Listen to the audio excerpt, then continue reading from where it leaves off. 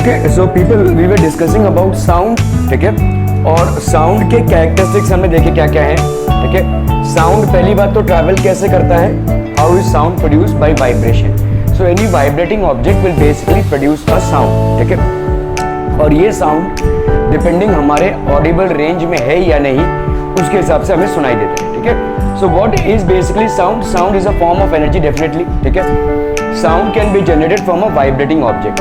अगर आप अपने केमिस्ट्री लैब में जाओगे या सॉरी फिजिक्स लैब में जाओगे तो आपको जो साउंड जनरेशन का ऑब्जेक्ट मिलता है इसको हम बोलते हैं ट्यूनिंग फॉर्क, ठीक है। This is known as tuning fork, ठीक है। इसको अगर आप ऐसे टक्कर से मारोगे बहुत जोर से वाइब्रेट करेगा, ठीक है, इट विल बेसिकली वाइब्रेट। ये इसके प्रॉन्ग्स हैं एंड दिस विल वाइब्रेट, ठीक है। So this is basically known as a tuning fork. We have learned that sound can be generated by a vibrating object. With an example of tuning fork, we will now learn about how sound is produced due to such vibrations. तो जैसे आप मुझे सुन रहे हैं क्योंकि मेरे गले का आवाज़ या गले के वोकल कॉर्ड्स वाइब्रेट कर रहे हैं, that's how you are able to hear me, ठीक है। So tuning fork is made up of 2 prongs and a stem. जैसे 2 prongs होते हैं और एक स्टेम होता है। Keeping the stem steady, if the prongs are struck they start vibrating.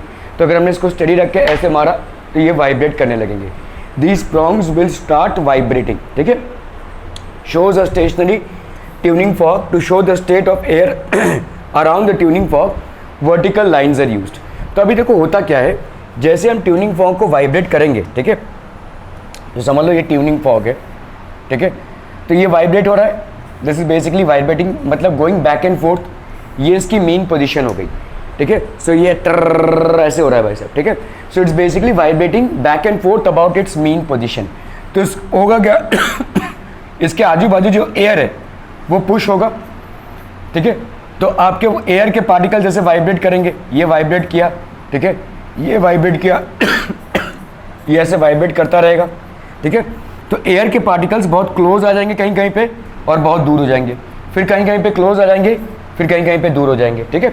सो जहाँ पे भी एयर क्लोज आ रहा है, एयर के पार्टिकल्स क्लोज आ रहे हैं, इसको हम बोलेंगे कंप्रेशन, ठीक है। और जहाँ पे ये दूर जा रहे हैं इनको हम बोलेंगे रेरिफैक्शन, ठीक है। सो ये आपके हो गया भाई साहब compression. This will be basically compression and again this will be basically what, rarefaction, ठीक है। किसी भी चीज़ को आपने वाइब्रेट किया तो ये ऐसे ऐसे ऐसे हो रहा है भाई साहब, इसने इसको धक्का मारा तो ये वाला पार्टिकल ने इसको धक्का मारा तो ये दूर हो गया, तो ये क्या जनरेट हो रहा है, rarefaction. Distance between the particles is maximum. फिर क्या होगा भाई साहब, दोनों पास आएंगे तो ये हो गया कंप्रेशन। तो ऐसे कंप्रेशन और रेरिफैक्शन जनरेट होते जाएंगे, ठीक है। समझ लो यहाँ पे आप सुन रहे हैं इसको, ठीक है, तो इसके बीच में जो एयर है, ठीक है, इसने इसको धक्का मारा, धक्का मारने के बाद दोनों दूर चले गए तो ये क्या जनरेट हो रहा है, रेरिफैक्शन। अगेन जब क्लोज आ रहे हैं तो क्या जनरेट हो रहा है, कंप्रेशन। ऐसा कंटिन्यूसली चल रहा है। So when they are going apart these 2 air molecules, अगर 2 air molecules when they are going apart, ठीक है, तो इसको हम क्या बोलेंगे, this is known as rarefaction, ठीक है। और जब when they are coming close this is known as compression। एक स्प्रिंग की तरह ये वाइब्रेट करने लगते हैं, ठीक है। और एयर में इसी तरह से ये वाइब्रेशन आगे जा रहा है। कहाँ तक ये जाएगा, सुनने वाले तक जाएगा, ठीक है। That's how this will travel all the way up to the person who is listening to it, ठीक है। Shows a stationary tuning fork to show the state of air around the tuning fork. Vertical lines are used. तो ऐसे हम vertical lines draw कर देते हैं, ठीक है। It indicates that the average distance between the air molecules is same everywhere and average air pressure। तो हम यहाँ पे देखते हैं भाई साहब 3 एयर प्रेशर। तो देखो ये ट्यूनिंग फॉक हो गया। जब भी हमने इसको वाइब्रेट किया तो ये बिफोर वाइब्रेशन है। बिफोर वाइब्रेशन समझ लो ये वाला A, B और C 3 रीजन्स हैं, ठीक है। Before vibration these are basically vertical columns of air represented by A, B and C. The moment you have vibrated it, what will happen? ये भाई साहब क्या हो जाएगा, ये चिपक जाएगा, कंप्रेशन हो गया। ये वैसे का वैसे ही है। अभी ये कंप्रेशन क्या होगा, आगे जाएगा, तो कंप्रेशन रेरिफैक्शन, कंप्रेशन रेरिफैक्शन ऐसे क्रिएट होगा, ठीक है। So if the stem is kept steady and the prongs are struck, जैसे आप इसको मारेंगे the prongs are set into vibrations, तो ऑब्वियसली ये prongs क्या हो जाएंगे, वाइब्रेट करने लगेंगे, ठीक है। It means that they are set into periodic motion. Periodic motion मतलब किस टाइप का मोशन होता है, जो रिपीट करे, ठीक है। Periodic motion is a type of motion which repeats, ठीक है। तो मतलब कैसा हो रहा है, देखो ये वाला जो है इसका मेन पोजीशन है और इसके आजू बाजू ये आ रहा है। So it is basically crossing the same positions again and again, and hence it is known as periodic motion in forward and backward direction. तो ये prong क्या हो रहा है, एक बार पीछे एक बार आगे, ऐसे ऐसे हो रहा है, ठीक है. We will see step by step the result of such a motion. If during the vibration the prongs of the tuning fork go away from each other, तो अगर go away from each other हो रहा है तो क्या produce होगा, the air outside the prongs is compressed. तो ऐसे हो गया, तो इसमें क्या हो जाएगा, एयर यहाँ पे क्या हो जाएगा, कंप्रेस हो जाएगा. जब ट्यूनिंग फॉग ऐसे हो रहा है, ऐसे ऐसे ऐसे ऐसे हो रहा है, ठीक है. जब ऐसे हो गया तो यहाँ के एयर को धक्का मिल गया, तो यहाँ पे क्या हो रहा है, कंप्रेस हो गया ये, ठीक है. कम जगह मिल रही है ना, ठीक है. यहाँ पे जितनी जगह थी, क्योंकि ट्यूनिंग फॉग ऐसा था, अभी ट्यूनिंग फॉग ऐसा हो गया है, तो यहाँ पे कम जगह मिल रही है, तो यहाँ पे क्या फिनोमिना क्रिएट होगा, compression. Such a state of high pressure is created in a region A in the figure. The region in which air is at high pressure and high density is called compression. तो जहाँ पे air ऐसे मतलब high pressure में आ जाता है और high density में भी, इस एरिया को हम क्या बोलेंगे, कंप्रेशन, ठीक है. In the next step of each vibration the prongs of the fork close. अभी नेक्स्ट स्टेप में क्या होगा भाई साहब, ये क्लोज आएंगे, ऐसे ऐसे ऐसे ऐसे हो रहे हैं, ठीक है. So when they are coming close, जितना एयर पहले था अभी उसको ज़्यादा स्पेस मिल रहा है, तो एयर फैल रहा है. क्या ये समझ में आ रहा है. जैसे देखो आप समुंदर के पास होते हो तो लहरें कैसे आती हैं, एक बार ऐसे आ रही है, फिर एक बार जा रही है, आ रही है, जा रही है, ठीक है. तो यहाँ पे भी ऐसा ही हो रहा है. ये ट्यूनिंग फॉग एक बार ऐसे हो रहा है तो ये कंप्रेस हो रहा है, ये ऐसे हो रहा है तो इसको ज़्यादा जगह मिल रही है. जब ये ऐसे हो रहा है ट्यूनिंग फॉग, तो इस एयर को कम जगह मिल रही है, इसलिए एयर हाई प्रेशर और हाई डेंसिटी में आ जाएगा, और इसी को हम क्या बोलेंगे, compression. When the tuning fork is vibrating in this direction, what will happen, it will get more space. So ये low pressure and low density में आ जाएगा, and this region is called rarefaction. In this case the air molecules near the prongs get more space to move away from each other. As a result the air pressure in this region decreases. Such a region in which low pressure and low density is created is known as rarefaction. ठीक है. तो दो regions हो गए, ठीक है. एक हो गया आपका देखो कंप्रेशन, किसी भी ऑब्जेक्ट के वाइब्रेशन से, ठीक है, दो रीजन्स क्रिएट होंगे. एक होगा आपका रेरिफैक्शन, ठीक है. So any object which is basically vibrating, two regions will be created. One will be a region of compression and the other will be a region of rarefaction, ठीक है. तो यहाँ पे क्या हो जाएगा, जैसे एयर यहाँ पे मीडियम है, तो medium particles come close to each other. Medium particles come close to each other, ठीक है. और यहाँ पे क्या हो जाएगा बोलो, medium particles go away from each other. Medium particles go away, कौन आवाज कर रहा है, go away from each other. Medium particles go away from each other, ठीक है. यहां पे क्या हो जाएगा बोलो, डेंसिटी, प्रेशर इंक्रीज होगा, और भाई साहब डेंसिटी भी आपकी क्या हो जाएगी, इंक्रीज हो जाएगी. Pressure and density both will increase. यहां पे क्या हो जाएगा बोलो, प्रेशर आपका डिक्रीज होगा, और डेंसिटी भी आपकी क्या हो जाएगी भाई साहब, डिक्रीज हो जाएगी. So pressure and density both will decrease. Here pressure and density both will increase, here pressure and density both will decrease, ठीक है. लेकिन दोनों तालमेल से चलेंगे. Compression and rarefaction will go along as a disturbance. तो compression and rarefaction will move along as a disturbance. Compression and rarefaction will move along as a disturbance. ये आगे जाएंगे भाई साहब, ठीक है. और कहाँ तक पहुँचेंगे, सुनने वाले के कान तक, ठीक है. That's how it will reach basically. जब मैं बोल रहा हूँ तो मेरे पास का जो एयर है वो क्या हो रहा है, कंप्रेस हो रहा है. आप जब बोल रहे हो तो आप वो प्रेशर फील कर पा रहे हो, तो एयर क्या हो रहा है, कंप्रेस हो रहा है. आपके आगे वाला एयर रेरिफैक्शन, कंप्रेशन, रेरिफैक्शन, ऐसे कैसे करते हैं आपके कानों तक ये आवाज़ पहुँचती है, ठीक है. सो साउंड कैसे प्रोपोगेट होता है इन अ मीडियम, तो sound in a medium propagates by the formation of compression and rarefaction. और इसका एग्जांपल है ट्यूनिंग फॉग. तो ट्यूनिंग फॉग ऐसा टर ऐसे हो रहा है, तो एक बार ऐसे आ रहा है, जैसे ही आ रहा है इसका क्लोजेस्ट एयर क्या हो जाएगा, इसको ज़्यादा स्पेस मिल रहा है तो रेरिफैक्शन हो गया, ठीक है. जैसे ही ऐसे जा रहा है तो इसका क्लोजेस्ट एयर क्या हो रहा है, कंप्रेस हो रहा है, कम स्पेस मिल रहा है तो compress. Compression rarefaction, compression rarefaction. इस तरह से वाइब्रेटिंग ऑब्जेक्ट से कंप्रेशन और रेरिफैक्शन मीडियम पार्टिकल से होते हुए कहाँ तक पहुँचते हैं, सुनने वालों के कानों तक, ठीक है.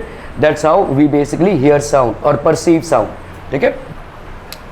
हाउएवर द एयर मॉलिक्यूल्स, ठीक है, यहाँ पे भाई साहब क्या हो जाएगा, air molecules in this region which are in compressed state earlier, ठीक है, transfer their energy to the air molecules in the next region।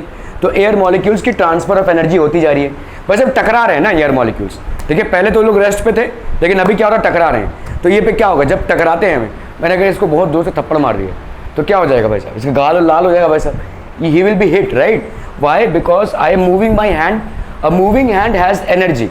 अगर मैंने इसको छुआ कुछ नहीं होगा, है ना। Why? Because the hand is not in a moving state, but the moment the hand is in a moving state, it will possess an energy, and that energy will be transferred to his cheeks, right? तो इसी तरह से moving है ये air molecules, क्या है, moving है, ठीक है। तो कंप्रेशन रेरिफैक्शन, कंप्रेशन रेरिफैक्शन, तो क्या हो रहा है, एक का एनर्जी दूसरे में ट्रांसफर हो रहा है, एक का एनर्जी दूसरे में ट्रांसफर हो रहा है, इस तरह से भाई साहब एयर में ट्रांसफर हो रहा है, ठीक है। However the air molecules in this region which were in a compressed state earlier transfer their energy to the air molecules in the next region। जैसे आप भाई साहब टपली मारे ना, इसने इसको टपली मारा, ऐसे जा रहा है, आप लोग खेलते रहेंगे ऐसा, ठीक है। तो इससे हो क्या रहा है, this energy is getting transferred from one particle to the other, ठीक है, okay. Such a periodic motion of prongs creates compression and rarefaction, ठीक है। तो भाई साहब ये कंटिन्यूस कंप्रेशन और रेरिफैक्शन क्रिएट होगा इन the air and these propagated away from the prongs. तो ऐसे ऐसे ऐसे ऐसे ऐसे कंप्रेशन रेरिफैक्शन प्रोंग से दूर जाता हुआ कहाँ तक पहुँच रहा है, it is basically reaching the person who is listening, ठीक है। So these are nothing but the sound waves, when these waves reach our ear the eardrum vibrates. तो ईयर ड्रम क्या हो रहा है भाई साहब, वाइब्रेट हो रहा है। Accordingly specific signals reach the brain and we get a sense of hearing sound. If sound waves are generated in air, what moves away from the source, it is the air itself or the state of compression and rarefaction created in the air, ठीक है। तो air move नहीं हो रहा है, ये ध्यान में रखिएगा। मतलब जैसे समझो आप बहुत सारे साइकिल रख रहे हो, ठीक है, एक साइकिल को आपने लात मारा, सब गिर गया, इसका मतलब ये नहीं कि ये वाला साइकिल उधर जाकर पहुंचा, है ना। डिस्टर्बेंस मूव हो रहा है। सो कंप्रेशन और रेरिफैक्शन आगे मूव हो रहे हैं, एयर पार्टिकल्स मूव नहीं हो रहा है। ये वाला एयर पार्टिकल जाके आप तक नहीं पहुंच रहा है, ये जो एयर पार्टिकल्स हैं आपके बाजू में, वो बाजू में ही रहेंगे, सिर्फ उनका मोड ऑफ ट्रांसफर चेंज हो जाएगा, है ना। सो कंप्रेशन और रेरिफैक्शन से वो डिस्टर्बेंस आप तक पहुंच रहा है, ठीक है। तो साउंड इज प्रोपोगेटेड, साउंड भाई साहब कैसे प्रोपोगेट हो रहा है, ठीक है, from source which is in a vibrating mode. Source भाई साहब वाइब्रेटिंग मोड में होना चाहिए। जैसे ही सोर्स भाई साहब आपका वाइब्रेटिंग मोड में होता है तो you will create compressions and rarefactions, ठीक है। सो आपका कंप्रेशंस एंड रेरिफैक्शंस क्रिएट होगा, ठीक है। जस्ट वन मोमेंट,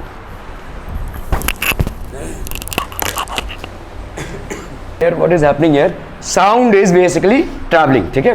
तो हम यहाँ पे क्या बोल सकते हैं, साउंड किससे प्रोड्यूस होता है भाई साहब, एक वाइब्रेटिंग सोर्स से, ठीक है, और वाइब्रेटिंग सोर्स से मीडियम पार्टिकल्स में। अभी हमने एयर देखा, मीडियम पार्टिकल्स कुछ भी हो सकते हैं, medium particles can be water, medium particles can be solid as well, ठीक है, एनीथिंग, ठीक है। तो ये मीडियम पार्टिकल्स में क्या प्रोपोगेट करते हैं, ठीक है, दे will create compressions, they will create compressions and they will create rarefactions, ठीक है। compressions are regions of high density, regions of high density and high pressure, ठीक है। these are regions of high density and high pressure, ठीक है। whereas rarefaction is basically these are regions of low density, ठीक है, and low pressure, ठीक है। सो ये जो डिस्टर्बेंस है, दिस डिस्टर्बेंस, ठीक है, sound is a vibrating source, the medium particles, it passes to the medium particles and creates compressions and rarefactions. Compression is basically a region of high density and high pressure, ठीक है। Rarefaction basically creates regions of low density and low pressure, and that's how it propagates, that's how it basically propagates.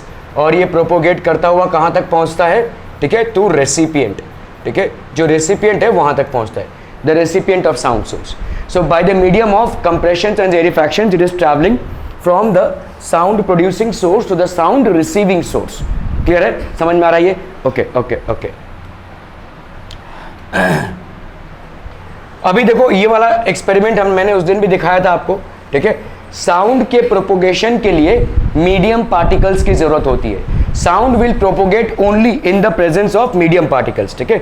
तो for sound to go ahead we would need the presence of medium particles. So until unless we have medium particles sound would not go ahead, ठीक है, sound आगे नहीं जाएगा।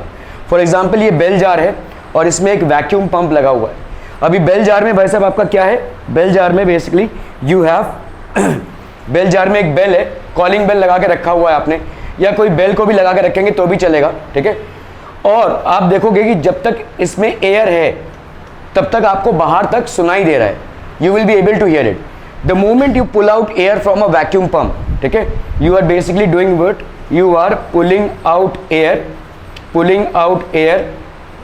Through vacuum pump, pulling out air through vacuum pump. अगर आप air को खींच रहे हैं बाहर by vacuum pump, there will be no air inside and now when you ring the bell you will not hear anything outside, ठीक है, आपको बाहर कुछ भी सुनाई नहीं देगा, ठीक है। व्हाई? बिकॉज अभी जो देखो आपको सुनाई क्यों दे रहा था अभी तक, क्योंकि अंदर के जो एयर के पार्टिकल्स हैं वो वाइब्रेट कर रहे हैं, तो क्या जनरेट हो रहा है, कंप्रेशन एंड रेरिफैक्शन, और वो आप तक पहुंच रहा था। लेकिन अभी तो भाई साहब कुछ है ही नहीं अंदर, ठीक है। So there is nothing inside to vibrate. अगर वाइब्रेशन नहीं होगा तो आपका ये भले ही वाइब्रेट कर रहा हो, लेकिन ये वाइब्रेशन वाला डिस्टर्बेंस पास नहीं हो रहा है, ठीक है। वाइब्रेशन का डिस्टर्बेंस पास भी तो होना चाहिए, ठीक है। तो पास होने के लिए एयर पार्टिकल्स है नहीं, because of which you will not be able to hear sound outside, ठीक है। आप धीरे धीरे देखोगे साउंड का जो इंटेंसिटी है वो कम होता जाएगा। मैं यहाँ पे आपसे बात कर रहा हूँ, आप तक मेरी आवाज पहुंच रही है, you are able to hear me, ठीक है। If between you and me vacuum रहे, अगर कोई एयर ना रहे, अगर आपके और मेरे बीच में एक ऐसा दीवार रहे कांच का जिसके अंदर वैक्यूम हो, कोई एयर ना हो, आप मुझे नहीं सुन पाएंगे, because between you and me there are no medium particles to travel. Clear है, समझ में आ रही है? So propagation of sound and medium, we have learned in the 6th standard that sound travels through some material medium like solid, liquid और gas. तो हमेशा sound को कोई ना कोई मटेरियल मीडियम की जरूरत पड़ेगी ही, ठीक है, in order to travel. Either it will require solid, it will require liquid और it will require gas and reaches us. But what if such medium does not exist between the source of the sound and ear, ठीक है, source of sound जो produce हो रहा है and between the ear, if there is no medium that exist then definitely sound is not going to reach you. Sound generation and propagation needs a medium like air. तो अगर आपका medium absent है, you will not be able to hear sound. A simple experiment can prove this. This experimental arrangement is shown. In this experiment, a vacuum tied bell jar is, तो ये एक आपका vacuum tied bell jar है, ठीक है, horizontal surface. The bell jar is connected to a vacuum pump via tube. तो vacuum pump क्या करता है, आपके घरों में अगर वैक्यूम पंप रहेगा तो आप देखेंगे वो बेसिकली सफाई के लिए यूज होता है, तो वो बेसिकली पुल कर रहा है, एयर को खींचता है, ठीक है। Okay, so we can remove the air inside the bell jar using the vacuum pump. तो बेल जार के अंदर जो भी एयर है उसको आप रिमूव कर सकते हैं। जब तक बेल जार में एयर रहेगा तब तक sound of bell can be basically heard from outside. Till the time air is there inside the bell jar, you can hear the sound of the bell from outside.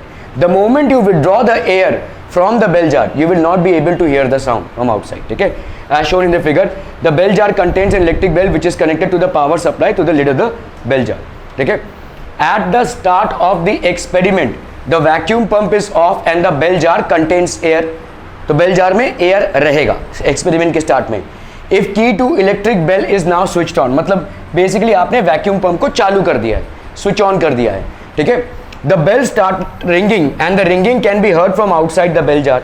Now if the vacuum pump is switched on, it starts removing the air from the bell jar. So धीरे धीरे क्या कर रहा है, वो पूरे air को बाहर निकाल रहा है, ठीक है। It starts removing air from the bell jar. As the quantity of air inside the jar decreases, the level of ringing sound heard outside also decreases. तो धीरे धीरे धीरे धीरे जैसे जैसे ये बेल जार से एयर बाहर जाता रहेगा, आप देखेंगे कि साउंड फीबल होता जा रहा है, साउंड वीक होता जा रहा है, and finally at one point of time you will not be able to hear any sound, ठीक है। So if the pump is operated for sufficiently long period, the quantity of air like inside the bell jar will be low. At this point the level of ringing sound will also be very low. तो level of ringing sound बहुत low हो जाएगा, ठीक है, it will be very low. This experiment demonstrates that sound generation and propagation needs a medium. तो इससे हमको पता चलता है कि भाई साहब साउंड का जनरेशन और propagation would need a medium. ठीक है, इस एक्सपेरिमेंट से हम बता सकते हैं if the air inside the bell jar is totally remove we will we be able to hear the sound of the ringing bell? No. ठीक है, व्हाई? बिकॉज प्रोपोगेशन, बिकॉज भाई साहब propagation of sound needs medium particles. ठीक है, और फिलहाल medium particles आप उसको नहीं दे रहे हैं। ठीक है, medium particles and you are not providing the medium particles to it. ठीक है, 2 astronauts on the moon talking to each other directly will be unable to listen to each other even if they are very close to each other। 2 astronauts को अगर हमने moon पे खड़ा कर दिया so they will not be able to hear each other। ठीक है, because in between them there is no air। ठीक है, आज की तारीख में धरती पे क्योंकि एटमॉस्फेयर है, एयर है, इसलिए हम एक दूसरे को सुन पा रहे हैं। But 2 astronauts who are there in the moon, since there is nothing in between them as air, they will not be able to hear each other because obviously there is no medium particles। और medium particles जब तक नहीं होंगे, medium particles में disturbance भी नहीं create होगा और वो डिस्टर्बेंस आगे भी नहीं जाएगा। ठीक है, okay. So the moon does not have atmosphere since there is no medium which is necessary for generation and propagation of sound between the astronauts. Direct sound propagation between them is not possible. तो direct sound propagation उनके बीच में possible ही नहीं है, hence they will not be able to hear each other. Therefore, the astronauts use some technology like one used in our cell phones to communicate with each other। Cell phone से आप communicate कर सकते हैं। Cell phones basically किसको use कर रहा है? Radio waves को यूज कर रहा है और वहां पे रेडियो वेव्स होंगे, इससे हम एक दूसरे से कम्युनिकेट कर सकते हैं। ठीक है, the waves use in the cell phone do not need any medium for propagation.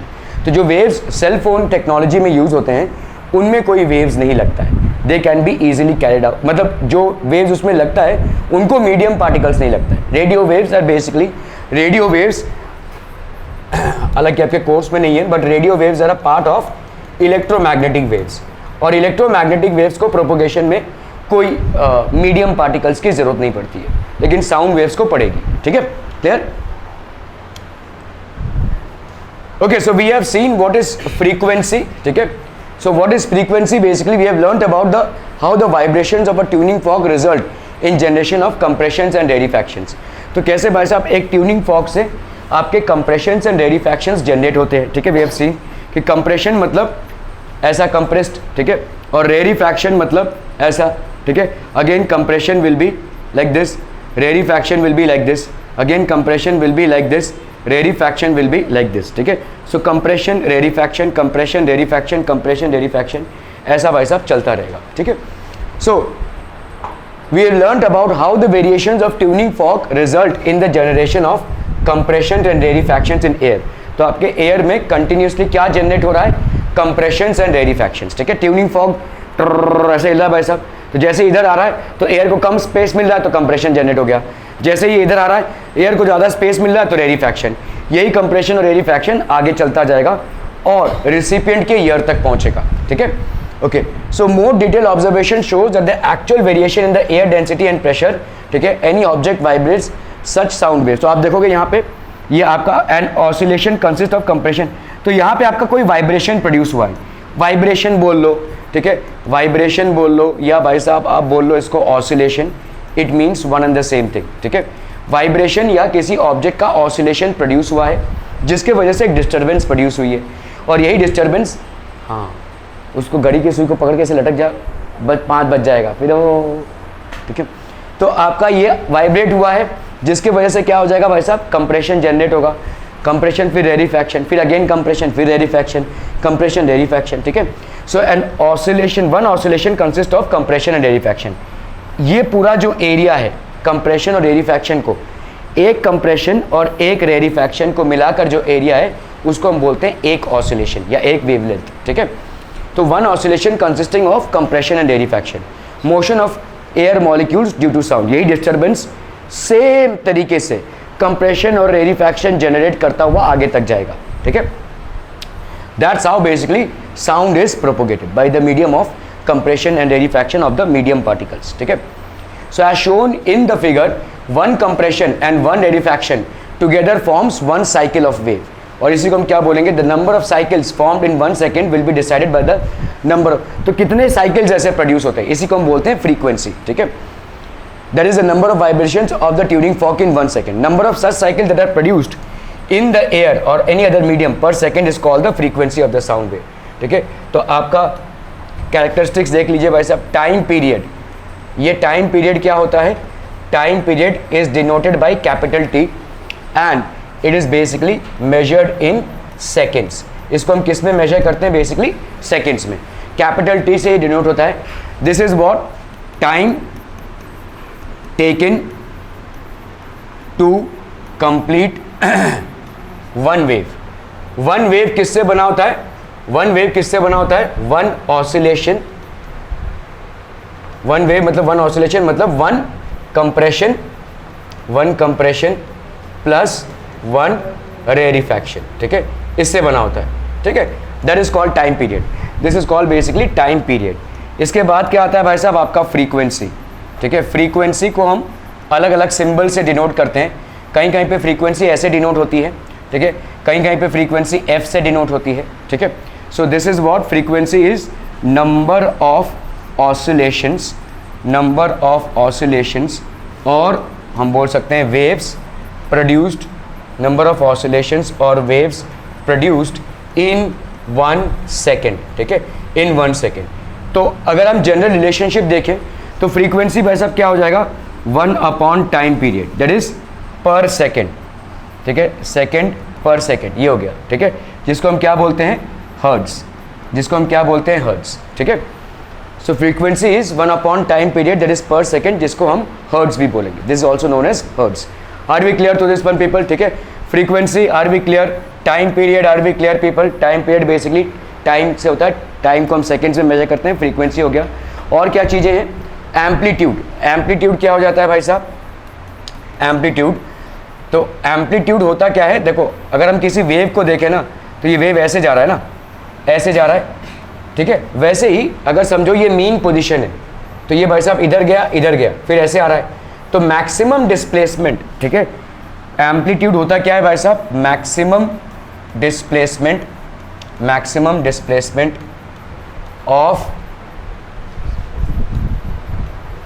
of a vibrating object, maximum displacement of a vibrating object from its mean position. Maximum displacement of a vibrating object from its mean position is called amplitude.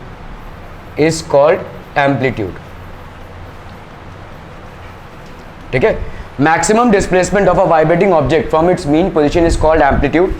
It is denoted by the symbol A and it is measured in meter.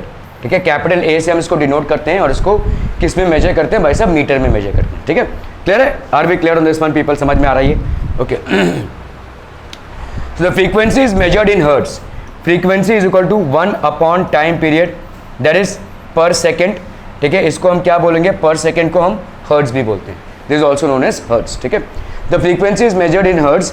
If one cycle is completed in 1 second, the frequency is said to be 1 hertz. ठीक है, for example, the tuning fork shows its frequency to be 512 hertz. ठीक है, it means that the fork vibrates 512 times per second. तो fork का vibration कितनी बार हो रहा है? 512 times per second हो रहा है. These vibrations will set 512 cycles of compression and rarefaction in the air. तो air में 512 compressions और rarefactions generate हो जाएंगे. ठीक है, per second. The sound generated by the fork will have a frequency of 512 hertz. तो जो भी साउंड जनरेट हो रहा होगा, ठीक है, it will have a frequency of 512 hertz. The frequency of a tuning fork is decided by the dimensions of the prongs.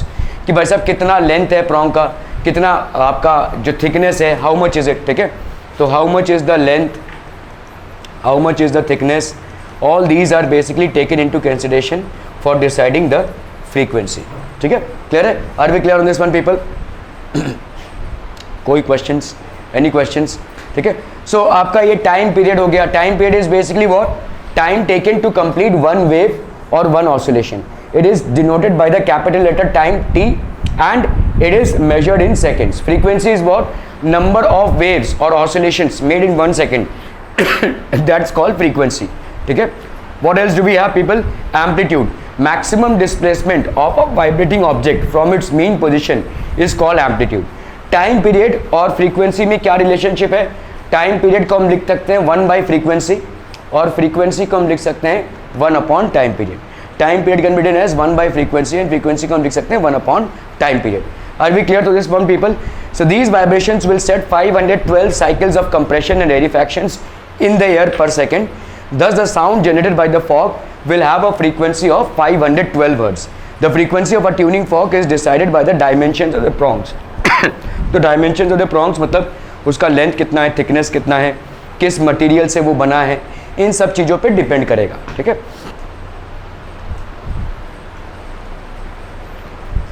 Okay, जैसे ही यहाँ पे देखो एक एक्सपेरिमेंट करो, अगर कि आप अगर 5-6 ग्लासेस ले लो और ग्लासेस का सेम साइज ले लो और उसमें अलग अलग अमाउंट ऑफ वाटर भरो. ठीक है. If you happen to tap on it, will you hear a different sound? You will hear a different sound. ठीक है. हालांकि सब ग्लासेस एक ही स्टील से बने हुए हैं और सब ग्लासेस के अंदर पानी ही है, लेकिन the sound that will be produced by tapping with the same force on each one of them will be different. ठीक है. That's because the volume of water that is, बहुत जोर से नींद आ रही है, the volume of water that is in each utensil or glass is different. ठीक है. So take 6 to 7 glass cups. अगर आपने भाई साहब 6 से 7 glass cups ले लिया, arrange them in a line and fill them with water with gradually increasing water level from one to the other. तो ऐसे भाई साहब अगर आपने ग्लासेस को रखा है और ऐसे मतलब पहले वाले में सबसे ज़्यादा, फिर थोड़ा कम, फिर थोड़ा कम, फिर थोड़ा कम, ऐसे आपने क्या भर के रखा है, वाटर भर के रखा है इन दीज ग्लासेस. ठीक है. From one end to the other. Take a pencil and strike the cup sequentially. तो आप पेंसिल से इसको वैसा वैसे टैप कर रहे हैं. ठीक है. So the sound generated by each cup will be different. अलग अलग साउंड जनरेट होगा हर एक कप से. When a cup is stuck, waves are set up in the air column above the water level in the cup. तो भाई साहब आपके वेव सेटअप होंगे. कैसे? जैसे देखो आपने किसी, तो इसको आपने स्टक किया, तो इसमें क्या होगा, ये भाई साहब वेव्स जनरेट करेगा और ये वेव्स क्या जनरेट करेगा भाई साहब, this will basically generate compression and rarefactions, है ना.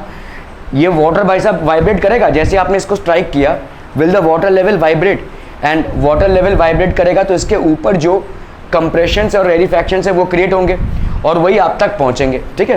And that is basically how sound travels. आपने जैसे उसको टैप किया तो उसमें जो वाटर लेवल है वो भाई साहब ऊपर नीचे होगा, और वाटर लेवल अगर ऊपर नीचे होगा तो उसके ऊपर जो एयर है वो भी कंप्रेशंस और रेरिफैक्शंस जनरेट करेगा, और यही कंप्रेशंस और रेरिफैक्शंस और rather the disturbance that is produced that reaches your ears. ठीक है. That will basically reach your ears. So when a cup is stuck, waves are set up in the air column above the water level in the cup.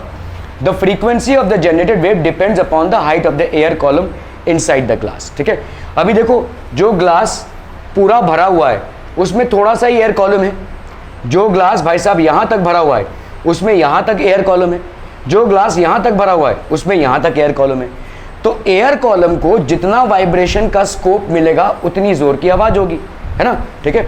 So the frequency of the generated wave depends upon the height of the air column inside the glass. Since the water level in each glass is different, the height of air column in each glass is also different. Therefore the frequency of sound generated by each glass cup will also be different. So the sound generated is different. क्या ये समझ में आ रहा है? अलग अलग glasses के भाई साहब क्या हो जाएंगे, समझ लो ये एक ग्लास है, इसका यहाँ तक पानी भरा हुआ है. ये दूसरा ग्लास है भाई साहब, इसका यहाँ तक पानी भरा हुआ है. और ये तीसरा ग्लास है भाई साहब, इसका यहाँ तक पानी भरा हुआ है. सारे ग्लासेस स्टील के बने हुए हैं, सेम साइज़ के हैं. ठीक है. लेकिन जैसे ही आप एक पेंसिल से इनको टैप कर रहे हो सेम फोर्स से, आपको अलग अलग साउंड सुनने को मिल रहा है. ये क्यों हो रहा होगा? क्योंकि यहाँ पे इतना ही एयर कॉलम है, यहाँ पे भाई साहब इतना एयर कॉलम है. ठीक है. यहाँ पे भाई साहब और भी ज़्यादा एयर कॉलम है. ठीक है. So here the air column is still here only, here the air column is still here, and here the air column is like huge. ठीक है. तो इसका मतलब अगर आपने भाई साहब यहाँ पे इसको टैप किया, ये वाइब्रेट करना चालू करेगा, वाइब्रेट करना चालू करेगा तो इसके ऊपर जो एयर कॉलम है वो भी वाइब्रेट करना चालू करेगा. ठीक है. तो अलग अलग हाइट ऑफ एयर कॉलम बनते जा रहे हैं अलग अलग वेसल्स में. तो इसके चलते क्या होगा, अलग अलग टाइप्स के आपके क्या प्रोड्यूस होंगे, compressions and rarefactions. Different types of compressions and rarefactions will basically be produced. ठीक है.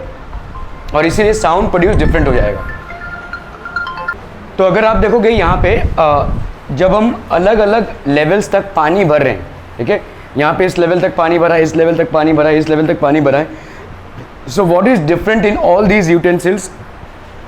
Obviously water is not different, utensil material is not different, the only thing that is different is the level of air column above water.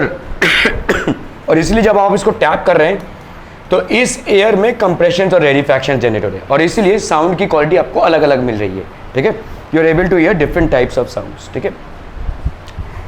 N app for measurement of sound and frequency may be available on cell phones. आज की तारीख में cell phones में भी आपका एक app आता है जिसमें आप साउंड के डेसिबल्स को माप सकते हैं, ठीक है. With the help of your teacher use the app to measure the frequency of the sound generated from each class का. तो उसमें से आप डेसिबल्स, कितने डेसिबल्स का साउंड प्रोड्यूस हो रहा है. Do you observe any relation between frequency of generated sound and the height of the air column. This is your simple जल तरंग. तो ये बेसिकली एक म्यूजिकल इंस्ट्रूमेंट है, ठीक है. जल तरंग भी बोलते हैं हम इसको, और ये एक टाइप ऑफ म्यूजिक है. इससे बहुत सारा अलग अलग टाइप के म्यूजिक क्रिएट हो सकते हैं, ठीक है. So by just altering the amount of water in these utensils, ठीक है. ओके, अभी देखो साउंड और म्यूजिक बेसिकली होता क्या है. From the above activity it is clear that if the frequency of sound wave, अगर हम फ्रीक्वेंसी ऑफ साउंड वेव को चेंज करेंगे, डिफरेंट साउंड्स आर प्रोड्यूस्ड, अलग अलग साउंड प्रोड्यूस होंगे भाई साहब. अगर हम फ्रीक्वेंसी ऑफ साउंड वेव को चेंज करेंगे, अलग अलग टाइप के आपके साउंड प्रोड्यूस हो जाएंगे. Sound waves of different frequencies produce different sound notes. अलग अलग फ्रीक्वेंसीज अलग अलग साउंड नोट्स प्रोड्यूस करते हैं, ठीक है. In the field of music various musical instruments are used for creation of sound notes. जब आप भाई साहब कोई गायक गाना गा रहा है तो उसके साथ गिटार का भी, तबला और different musical instruments are played simultaneously to create the effect, ठीक है. So this includes instruments like sitar, violin, guitar which use strings for production of sound. तो इनमें भाई साहब स्ट्रिंग्स होती हैं साउंड को प्रोड्यूस करने के लिए. And instruments like flute, shehnai which use air blown into pipes for the production of sound. और इसमें भाई साहब कैसे प्रोड्यूस होता है, अगर आप फ्लूट जैसे बांसुरी होती है, ठीक है, तो इसमें आपका एयर ब्लोन होता है, तो एयर से आप खेलते हैं, ठीक है. You basically play with the amount of air that you are letting enter these musical instruments. तो आपके दो टाइप के म्यूजिकल इंस्ट्रूमेंट्स हो गए. एक हो गया आपके स्ट्रिंग बेस्ड और एक हो गया भाई साहब एयर बेस्ड. तो स्ट्रिंग बेस्ड मतलब सितार हो गया, गिटार हो गया, ठीक है, these are basically string based. और दूसरा क्या हो गया भाई साहब एयर बेस्ड, जैसे आपका फ्लूट हो गया, शहनाई हो गई, ये आपका भाई साहब एयर बेस्ड हो गया, ठीक है. और एक टाइप का होता है जिसको हम बोलते हैं membrane based. What is membrane based people. Membrane based मतलब तबला, जैसे देखो तो वो चमड़ा है ना भाई साहब, ठीक है. सो आप उसको ये करेंगे तो वो वाइब्रेट करेगा, ठीक है. So in string based instruments the frequency of vibration of the string is changed by changing the tension of the string. अगर आपने किसी को गिटार प्ले करते देखा रहेगा तो ऊपर एक इस चीज़ को वो घुमाते हैं, उस चीज़ को घुमाते हैं तो ये स्ट्रिंग और ज़्यादा टाइट हो जाता है या थोड़ा सा लूज होता है. तो डिपेंड करता है कि किस फ्रीक्वेंसी की साउंड चाहिए, ठीक है. जैसे रबर बैंड जब लुस्त पुस्त है तो उसमें कुछ भी करो आवाज़ नहीं प्रोड्यूस होगा. जब आप उसको खींच लोगे, इसका रिंग करो तो बहुत ज़ोर से वाइब्रेशन भी प्रोड्यूस होगा और बहुत ज़ोर का आवाज़ भी प्रोड्यूस होगा, ठीक है. Okay, so in string based instruments the frequency of vibration of the string is change by changing the tension on the string. तो जो स्ट्रिंग है उसके टेंशन को अगर आप चेंज करोगे, ठीक है, तो आपका फ्रीक्वेंसी चेंज होगा, ठीक है. This results in generation of different notes in musical instruments like flute. The holes of the flute are open और क्लोज टू चेंज द. तो आपका देखो ऐसा फ्लूट होता है, this is basically a flute, इसमें ऐसे होल्स होते हैं. तो यहाँ पे भाई साहब हम एयर कॉलम को पुश कर रहे हैं और इसको मतलब ऊपर नीचे करके हम इसको बजा रहे हैं, ठीक है. So in musical instruments like flute the holes of the flute are open और closed to change the length of the vibrating air column. तो ये होल्स को हम ओपन या क्लोज कर रहे हैं, ठीक है, जो वाइब्रेटिंग एयर कॉलम है उसके लेंथ को चेंज करने के लिए, और इसीलिए अलग अलग साउंड प्रोड्यूस हो रहे हैं. The frequency of waves therefore changes and it results in the production of different notes. In flute, different notes can be generated by changing way of air blowing also. What are the frequencies of the sa, re, ga, ma, pa, dha, ni, sa? Frequencies की कितनी है भाई साहब? 256, 280, 312, 346, 380, 426, 480, ठीक है. ये सब आपके भाई साहब क्या हो गए? These are basically frequencies. ये सब आपके क्या हो गए? These are notes and these are basically frequencies. Are we clear on this one, people? ठीक है, okay.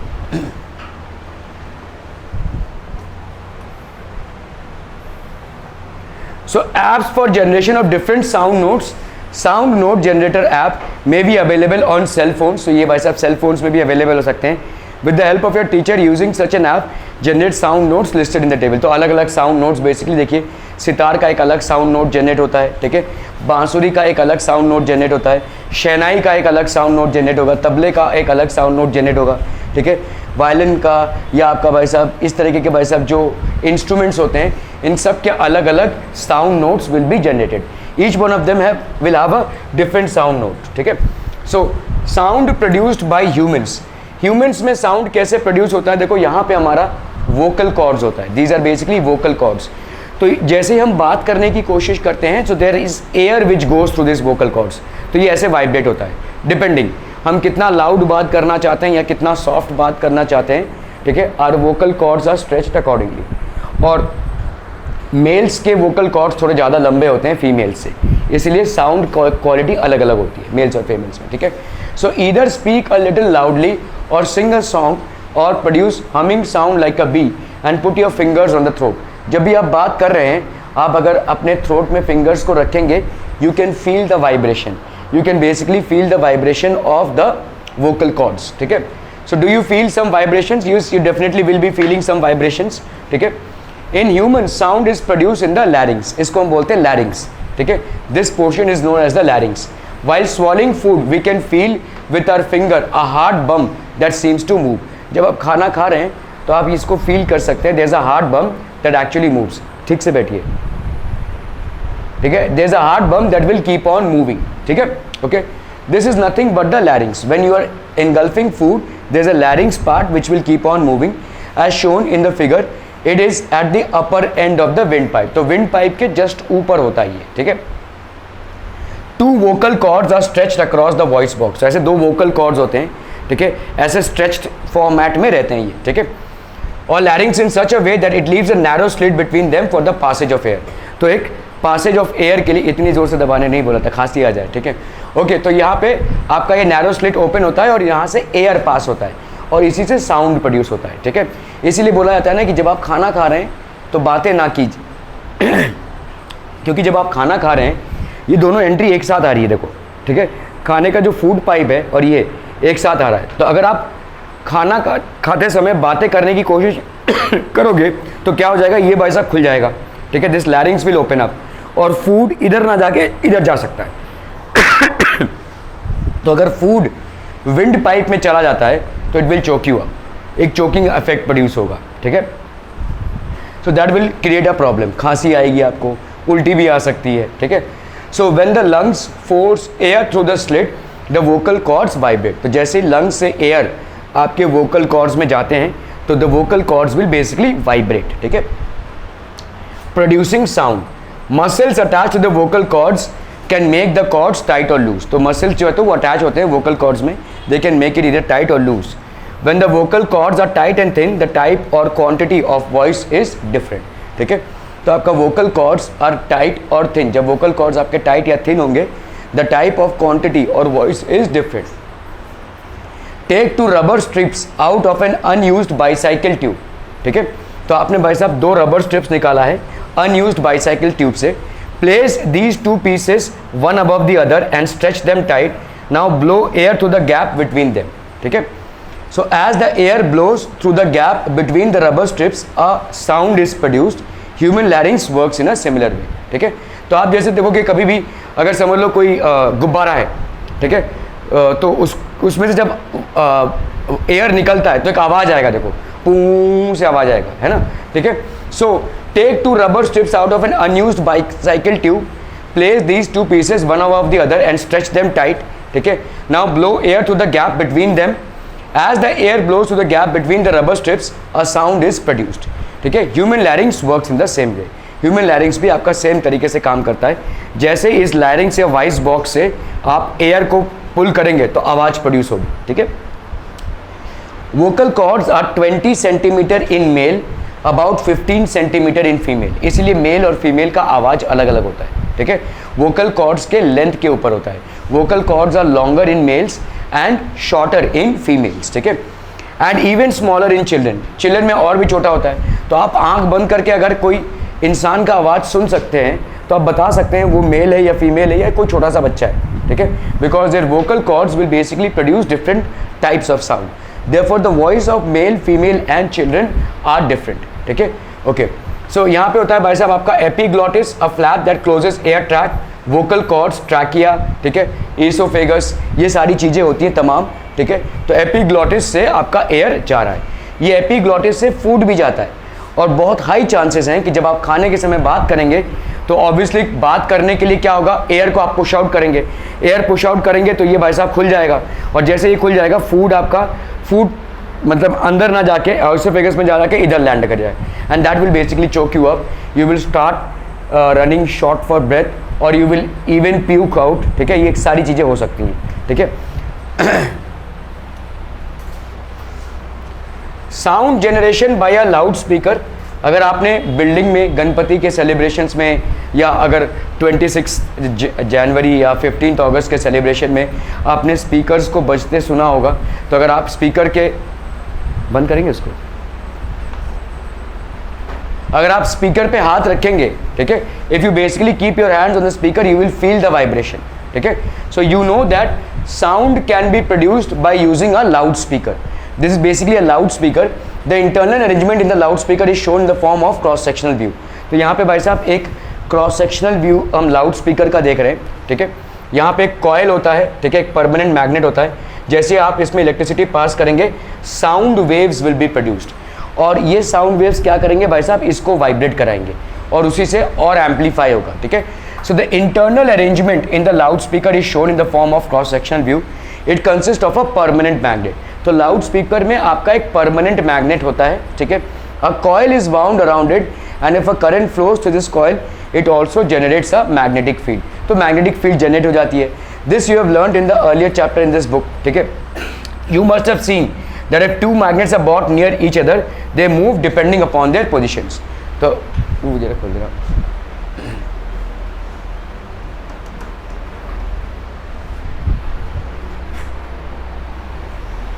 तो अगर हम दो मैग्नेट्स को क्लोज ला रहे हैं, थैंक यू, ठीक है, अगर हम दो मैग्नेट्स को क्लोज ला रहे हैं तो उनकी पोजीशंस चेंज होती जाएगी, ठीक है। You must have seen that if two magnets are bought near each other, ठीक है, तो depending upon whether they are experiencing force of attraction और रिपल्शन, ठीक है, depending upon, so their positions will change in the same way here depending upon the magnetic field created with the coil moves back and forth. तो आपका ये जो coil है ये basically back and forth move करेगा, ये आगे पीछे ऐसा है, ठीक है। क्योंकि देखो एक तो पहले से ही परमानेंट मैग्नेट है, ठीक है, आप इसको समझिए। देखो एक तो पहले से ही भाई साहब इसके अंदर क्या है, एक परमानेंट मैग्नेट है ऑलरेडी, ठीक है, और एक इलेक्ट्रोमैग्नेट है। दो चीजें हैं भाई साहब, ठीक है। परमानेंट मैग्नेट और इलेक्ट्रोमैग्नेट कैसे काम करता है, परमानेंट मैग्नेट का इलेक्ट्रिसिटी से कोई लेना देना नहीं, ये मैग्नेट की तरह ही बिहेव करेगा। इलेक्ट्रोमैग्नेट जैसे आप इसमें से इलेक्ट्रिसिटी पास करेंगे it will start behaving as a magnet, ठीक है, क्लियर है। तो जैसे ही आपने स्पीकर का स्विच दिया और उसको एम्पलीफायर से कनेक्ट किया तो इसमें साउंड जा रहा है, इलेक्ट्रिसिटी भी जा रही है। ये इलेक्ट्रिसिटी बेसिकली क्या करेगा, एक इलेक्ट्रोमैग्नेट की तरह बिहेव करेगा, ठीक है।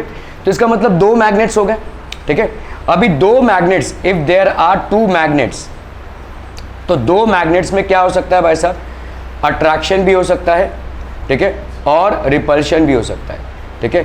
दो मैग्नेट्स में आपका अट्रैक्शन भी हो सकता है और रिपल्शन भी हो सकता है। तो two magnets might attract each other और two magnets might even repel each other, ठीक है, क्लियर है। सो टू मैग्नेट्स, तो इसका मतलब जब भी आप मैग्नेट्स को सामने लाएंगे तो वो भाई साहब मूव करेंगे, दे विल मूव, ठीक है। और इसी मूवमेंट के वजह से क्या जनरेट होगी भाई साहब, वाइब्रेशन जनरेट होगा, और इसी वाइब्रेशन से, ठीक है, so the frequency and amplitude of the movement of the coil depends on the variation in the current flowing through the coil। तो कितने कॉइल में हमने कितना करंट डाला है उसके ऊपर डिपेंड करता है। As the coil moves, the conical screen of the loudspeaker which is attached to the coil also moves back and forth। तो ये भी भाई साहब आगे पीछे मूव कर रहा है, ठीक है। So this will move back and forth। यहाँ पे इतना सारा क्या है, एयर है, तो ये एयर कॉलम भी भाई साहब क्या अंडरगो करेगा, कंप्रेशन एंड रेरिफैक्शन। और यहाँ पे एक थिन मेम्ब्रेन होता है, आपने स्पीकर के सामने देखा रहेगा हाथ रखते हुए, तो आपको वो फील होगा, ठीक है। It is basically vibrating. So this disturbance will be propagated ahead in the form of compressions and rarefactions. तो this is basically an internal construction of a proper loud speaker. एक लाउड स्पीकर का internal construction है ये, clear है।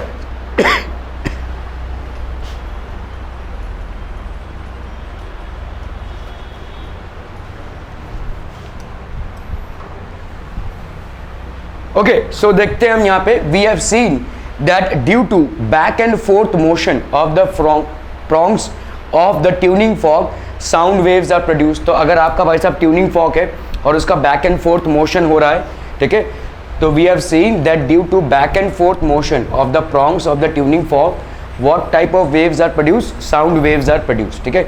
In the same way here due to back and forth motion of the loud speaker screen sound waves are produced in ear. तो loud speaker screen का भाई साहब back and forth motion हो रहा है और इसीलिए क्या प्रोड्यूस हो रहा है, sound waves are produced in air, ठीक है। You can feel these vibrations of the loud speaker screen. तो आपका लाउड स्पीकर स्क्रीन में इन वाइब्रेशंस को आप फील कर सकते हैं just by gently touching the screen.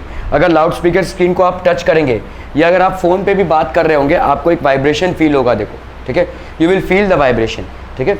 Okay, so you can feel these vibrations of the loud speaker screen, ठीक है, just by gently touching the screen of a loudspeaker which is producing the sound, ठीक है। तो very loud sound can be produced by using a loudspeaker, ठीक है। therefore loudspeakers are used in public places। तो loudspeakers भाई साहब public places में use होते हैं। however as we have learnt last year, if sound level is around 100 decibels, अगर भाई साहब आपका साउंड लेवल कितने का हो जाए, 100 decibel, the sound can be harmful to us. बहुत ज़ोर का जब साउंड प्रोड्यूस होता है, it can basically create a lot of harm, noise pollution create करता है, प्लस ब्लड प्रेशर का भी राइज करवाता है, ठीक है। मेरे कोई पहचान के थे, एक बार मुंबई के ट्रेन में बॉम्ब ब्लास्ट हुआ था, तो वो बाजू के डब्बे में थे, he was save for life but he became deaf after that, ठीक है। उनके कान का पर्दा ही फट गया था, ठीक है। इतना ज़ोर का साउंड हुआ था कि basically he lost his sense of hearing, ठीक है। सो बहुत सारे डेसिबल, अगर मतलब वाइब्रेशन बहुत ज़ोर का होगा तो हो सकता है हमारे कान का पर्दा फट जाए। बहुत सारे बच्चों को मैंने देखा है ऐसे खेलते हुए कू कू कान में बोलते हैं, you should not do that, ठीक है। It's actually very harmful, specially छोटे बच्चों के साथ कभी भी नहीं करना चाहिए, ठीक है, छोटे बच्चों के साथ, क्योंकि उनका मेम्ब्रेन और भी पतला होता है। अगर आप कू कू करेंगे तो वो फट जाने के चांसेस हैं। तो never actually play with these things, ठीक है, ऐसे, क्योंकि ये बहुत ही सेंसिटिव चीज़ है और ये इररिप्लेसेबल चीज़ है, इसको आप रिप्लेस नहीं कर सकते, ठीक है। So we should be very careful in handling ear and the internal organs of the ear, we should be very careful about it.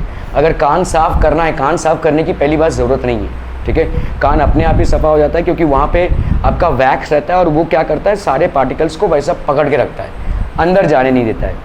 लेकिन आप फिर भी अगर सफ़ा करना चाहते हैं तो जॉनसन बर्ड्स यूज़ कीजिए, कोई टूथपिक या कोई शार्प ऑब्जेक्ट्स कभी भी मत डालिए, क्योंकि अगर वो कान के अंदर घुस गया और पर्दे को छेद कर दिया तो आप मतलब forever you will not be able to hear clearly, ठीक है। तो these are things which need to be well managed, ठीक है।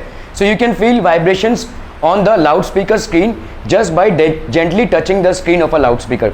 तो लाउड स्पीकर के स्क्रीन को अगर आप थोड़ा सा भी टच करोगे, you will feel that it is basically vibrating, ठीक है। तो 100 decibel the sound can be harmful to us. कोई भी साउंड जो 100 डेसिबल से ज़्यादा होता है वो हमारे लिए हार्मफुल है, चाहे वो म्यूज़िक बज रहा हो, चाहे कहीं पे कंस्ट्रक्शन साइट है, काम हो रहा है, कोई ड्रिलिंग का काम हो रहा है, ये सारी चीज़ें जो 100 डेसिबल से ऊपर हैं वो हमारे लिए हार्मफुल हैं। They will create some form of stress in us, ठीक है। they will basically create some form of sound pollution levels in us, ठीक है। so therefore although the loudspeaker can generate very loud sound, there must be limit to its loudness। तो उसके loudness में थोड़ा बहुत limit होना चाहिए, ठीक है। an app may be available on cell phones to measure the loudness of sound in decibel, ठीक है। so with the help of your teacher, use the app to measure the sound level of a sound from a loudspeaker at some public place. Measure the sound level at different distances from the loudspeaker. Do you observe some relation between the distances from the loudspeaker and the sound level? तो आपको भाई साहब अलग अलग चीज़ें दिखेंगी, ठीक है। Do you observe some relation between the distance of the loudspeaker and the sound level? आप जितना लाउडस्पीकर से दूर होते जाएंगे, साउंड का लेवल भी उतना कम होता जाएगा, ठीक है। So the further you move away from the loud speaker, the sound level will also decrease. We should take care that others are not disturb when we study sound and its production, ठीक है। Sound pollution is a major cause affecting the environment. उसको जरा sound pollution is a major cause affecting the environment and social health, ठीक है। Social health मतलब कैसा होता है, आपके बहुत सारी चीज़ें आपको समाज से मिलती हैं। आप भले ही कोई साउंड नहीं प्रोड्यूस कर रहे हैं, लेकिन आपके आजू बाजू वाले, ठीक है, जैसे रात के टाइम पे अगर किसी ने, आपके पड़ोसी ने बहुत ज़ोर से गाना बजा दिया, ठीक है, तो आपको नींद नहीं आ पाएगी, that will create a stress. तो it is illegal to play high pitched loud speakers at night, ठीक है, विच माइट बी डिस्टर्बिंग, ठीक है। आप पुलिस बुलाया जा सकता है, आपको अरेस्ट भी किया जा सकता है, ठीक है। So there should be utmost care taken from all of us, and we should all be responsible to ensure that we are not creating sound pollution. कुछ चीज़ें हैं जिनको हम रोक नहीं सकते हैं, जैसे आपका भाई साहब ये ड्रिलिंग चल रहा है, ठीक है, बिल्डिंग के कोई कंस्ट्रक्शन एक्टिविटी हो रही है, तो ये जब तक होगा तब तक होगा, इसको हम नहीं रोक सकते हैं क्योंकि ये ज़रूरी है, ठीक है। लेकिन कुछ चीज़ें जिनको हम रोक सकते हैं, तेज़ से चिल्लाना या बहुत लाउड म्यूज़िक प्ले करना ज़बरदस्ती का, ठीक है, तो these are things which can very well be avoided. तो जहाँ पे हम चीज़ों को अवॉइड कर सकते हैं, डेफिनेटली अवॉइड करना चाहिए, ठीक है। Otherwise we should always be taking care that we are not creating sound levels beyond 100 decibels which will be basically very irritating and create high levels of sound pollution stress in others, ठीक है, okay. जैसे कोई बच्चा रो रहा है, क्या हम उसका कुछ कर सकते हैं? उसको सहला सकते हैं, लेकिन बच्चा रो रहा है, कोई तकलीफ हो रही होगी उसके लिए, वो रो रहा है, ठीक है, it's a natural sound that is produced, ठीक है। लेकिन जहाँ पे भी हम चीज़ों को रोक सकते हैं, जैसे आपने देखा रहेगा, ये कुछ लोग बाइक चलाते हैं, पता नहीं बुलेट में क्या लगाते हैं, ठाप ठाप बजता रहेगा, जब तक वो जाते रहेंगे आगे, ज़बरदस्ती, ठीक है, इनसेन, ठीक है, मतलब मैं आ रहा हूँ, देखो भाई साहब मुझे, ठीक है। So it is basically absolutely insane. वो बुलेट में पता नहीं क्या आवाज़ लगा के रखते हैं लोग, जैसे ही वो 2 मीटर चलेगा ठाप से बोलेगा, और 2 मीटर चलेगा ठाप से बोलेगा। But what are you trying to create, ठीक है, क्या अटेंशन सीकिंग कर रहे हैं आप, ठीक है। You are creating basically a very high level of sound pollution, ठीक है। ये आपको, आप लोगों को डिस्टर्ब करते हुए जा रहे हैं। कोई भी काम कर रहा होगा, जैसे यहाँ पे आवाज़ हो रही है, लेकिन कंस्ट्रक्शन एक्टिविटी की आवाज़ है, इस पर हम कुछ कर नहीं सकते हैं। जब तक ये बिल्डिंग बन के तैयार नहीं होती है, then these things will keep on happening, ठीक है, we can not resist them. But if such insane activities are happening which can very well be controlled। आपको देखा होगा आपने, जैसे सामने शायद एक साइकिल वाला जा रहा है, लेकिन बाइक वाला की करते हुए जा रहा है, so many times। आप ये बस, अब हॉर्न हॉन्किंग इंडिया में कोई सेंस नहीं है, people do not have any sense of honking their horns in India at least, ठीक है। People keep on honking their horns. Foreign countries में भाई साहब फालतू का हॉर्न हॉन्किंग के लिए आपको फाइन है, you will be fined if you are basically honking horns unnecessarily, ठीक है। honking मतलब क्या है, मतलब आप हॉर्न दे रहे हैं ताकि आप आगे बढ़ सके। कितनी जल्दी है आपको, कितना सारा साउंड पोल्यूशन आप क्रिएट कर रहे हैं, you are creating too much of sound pollution, ठीक है, अननेसेसरीली। आप हॉर्न हॉन्किंग करते हुए जा रहे हैं और अननेसेसरीली साउंड पोल्यूशन क्रिएट करते हुए जा रहे हैं, ठीक है। You are basically creating a lot of sound pollution by horn honking, ठीक है। So that is one thing which is there, ठीक है। Measure the sound level at different distances from the loudspeaker, ठीक है। Do you observe some relation between the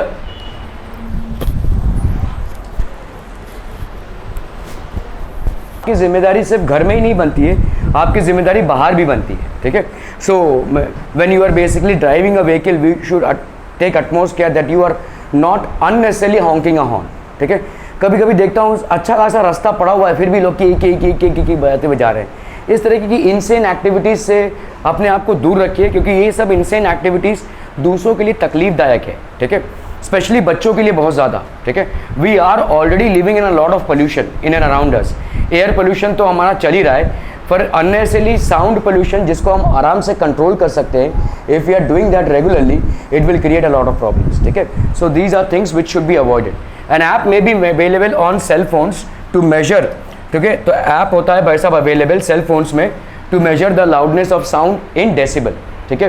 With the help of your teacher, use the app to measure the sound level of a sound from a loudspeaker at some public place. Measure the sound level at different distances from the loudspeaker. So what will you observe? That as you move away, ठीक है, you will feel that the sound has died out. So we should take care that others are not disturbed when we study sound and its production. Sound pollution is a major cause affecting the environment and social health. Hence we should always try to avoid sound pollution.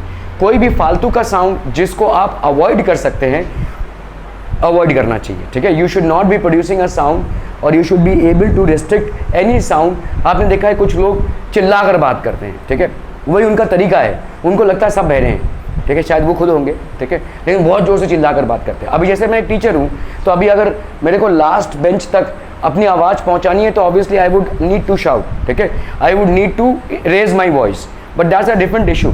लेकिन आप normal conversation में भी देखेंगे लोग बहुत चिल्ला कर बात करते हैं, अरे सामने वाले को सुनाई दे रहा है। आप जब गुस्से में आ जाते हैं तो चिल्ला कर बात करते हैं, क्या इफेक्ट है, what exactly is that you are trying to create, ठीक है। तो ये सारे जो अननेसेसरी साउंड का पोल्यूशन हम क्रिएट करते हैं, हम इसको बहुत अच्छे से कंट्रोल कर सकते हैं। Unnecessary horn honking, unnecessary shouting, कभी कभी देखोगे आप दरवाज़ा कोई लोग बंद करते हैं ज़ोर से, धड़ाम से, ठीक है, घर में अंदर दरवाज़ा बंद करें और ये वाइब्रेशन नीचे वालों को भी जाता है, ऊपर वालों को भी जाता है। धड़ाम से अगर दरवाज़ा बंद होता है तो ये disturbance it propagates both the people living below the flat and above the flat as well, ठीक है। So there is a unnecessary disturbance that is created, ठीक है। Again unnecessary horn honking, ठीक है, ये भी आपका एक, जैसे आपका देखो स्कूल्स के आजू बाजू लिखा रहता है ना कि please don't honk horns as there is a school inside as people will और स्टूडेंट्स विल गेट डिस्टर्ब, ये सारा लिखा रहता है देखो, ठीक है। तो लेकिन कौन फॉलो करता है, नोबडी जस्ट फॉलोज, ठीक है। So these are steps which we would need to take, ठीक है। This basically completes your chapter on sound. Any questions that anybody has, people? Any questions? कोनो क्वेश्चन नहीं, सब डाउट एकदम क्लियर, बहुत बढ़िया भाई साहब।